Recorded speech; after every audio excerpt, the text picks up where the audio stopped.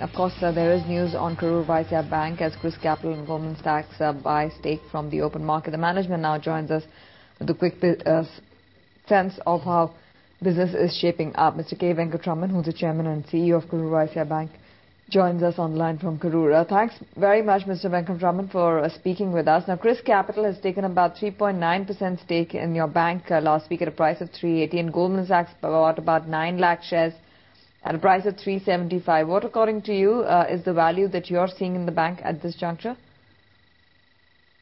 As far as the bank is concerned, we have been doing well. We have been maintaining a good rate of growth, both on the top line and also on the bottom line. And the outlook is good. We have been interacting with our investors. We have been talking to them. We have been advising them of how the bank is progressing. We are in a transformation mode. As you all know, that we have been changing the organizational structure, taking the bank to the next higher level. Right, but on a book value basis, do you think that the bank is fairly valued at this point in time? Because, you know, some of these marquee names have really come in at the price level that we're talking about, 370 for Goldman and about 380 for Chrys Capital. See, frankly, we actually believe in building up the bank with strong financials and profitable operations. We don't really look at building up the stock value through the, not keeping in touch with what exactly is the book value, how much it should be valued and things like that. As it is, we are not really approaching the market for any capital raising. So this is something which is not mainly in our focus. Our main focus has been always to build up the bank's balance sheet and build up the profitability of the bank, rather than looking at this. As you know, the bank has given very good value to the shareholders, and the market cap in the last 3 years has more than tripled. Shareholder return has been quite good for the shareholders. Primarily, this is a stock for investment rather than, I would say, a stock for the traders.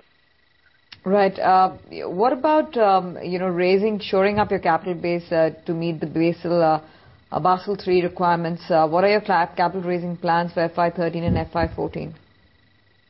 Our capital adequacy is quite comfortable. It's 13.25 as at the end of December, without counting the profit part of it. If you have taken the profit also into account, it will be around 15%. We trust this will come down to around 14 or so. We'll be comfortable as far as the Tier 1 capital is concerned. Even in Basel III position, we have made a calculation and then we have seen. The reason is that almost the entire capital lies in the Tier 1, and we have a very insignificant portion of Tier 2 capital. We have a large headroom under Tier 2 capital in case we need to raise any further capital. Very quickly, on your asset quality, if you could just comment, your gross NPA stand at 1.5%. What is the road ahead as far as, keeping a check on bad debts is concerned, and also the provisioning for the same? As it is a focus for any bank, keeping a check on NPA is also one of the very high priorities for us. NPA levels will remain almost the same as in December. We don't expect any great increase. We'll also keep the provision coverage at around 80% all the time.